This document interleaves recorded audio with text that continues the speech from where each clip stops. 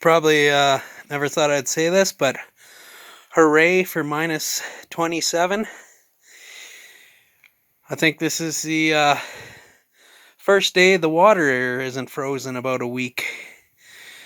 And the goldfish are enjoying coming up to the surface. They stay awfully close to the heater, but nevertheless, there was the three of them there, but the one's pretty skittish. He swims away pretty rapidly, so I think they're eating all the hay dust that the cows have kicked in here. So they just got the last of their 2-year-old alfalfa. It's kind of candy-like for them. That bale was good all the way through, except there's a little bit of mold on the one edge I trimmed off because they're all getting into the third trimester, so I don't want to abort a calf or anything over that. And so I'd cut that little bit off. If it went through a buster or something, it'd be fine because the dust would just scatter, but I was hand feeding them. So they've cleaned that up pretty good. And then, oh, there's the third goldfish. He's just in there a little bit. So I kind of think that one might be a female, and she might be full of eggs.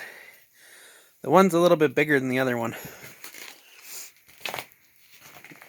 Let's see if we can get a close-up.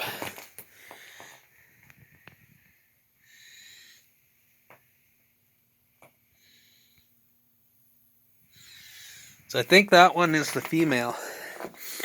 Here's the pressure relief. It blew open again at 75 psi. So I don't know. I've tried to do some reading on why that'll happen, and the only thing I can come up with is the water comes into the pipe cold when the water valve is actually working.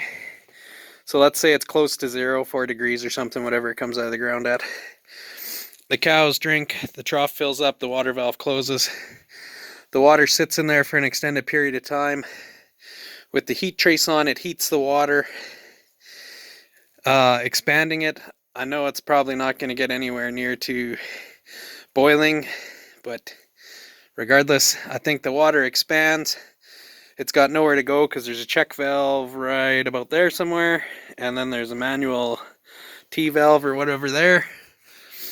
Pressure tank's full, and so the water's got nowhere to go, so it builds pressure because pressure is the resistance to flow, and the pressure relief blows open. So it's kind of what I think.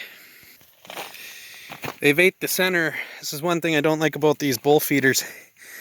They've ate the center out of the bale a good 2.5, 3 feet. The length they can stick their heads in there. Then on this side they've done the same thing. They've eaten it in 2, 3 feet.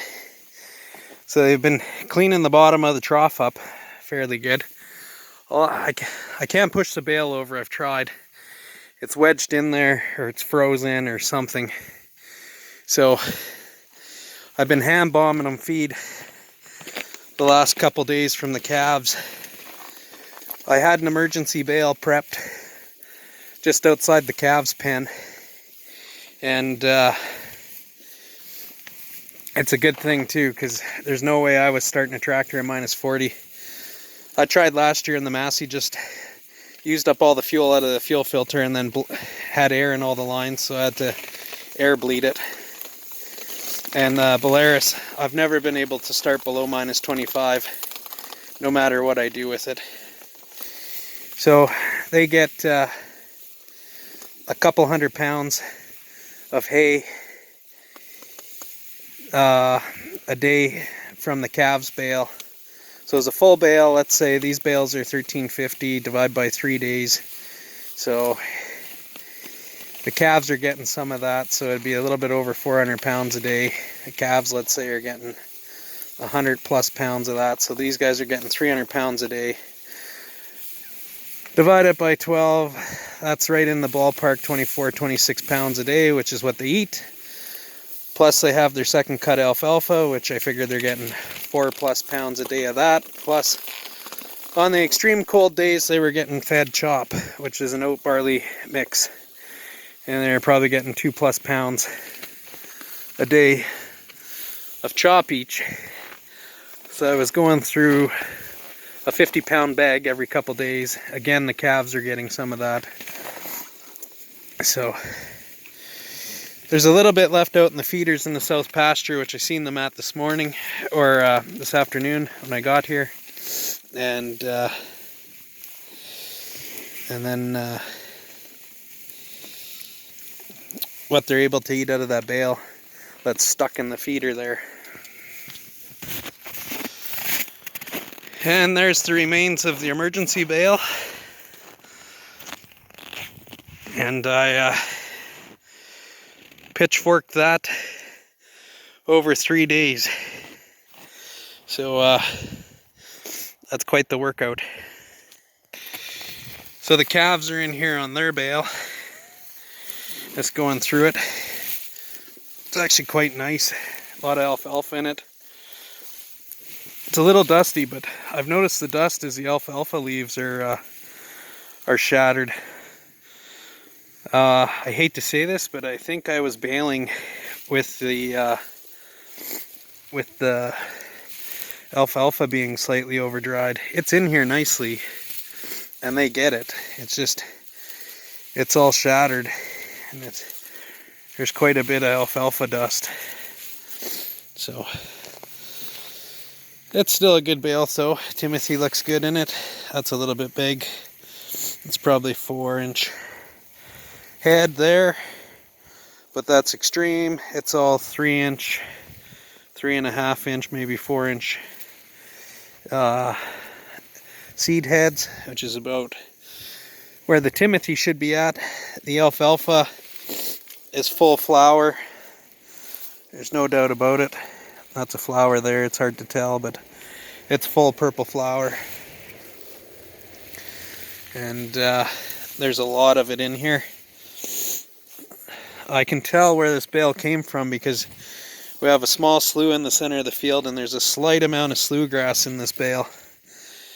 So this is out of the center, the exact center of that hay field. So it was definitely cut later this year. So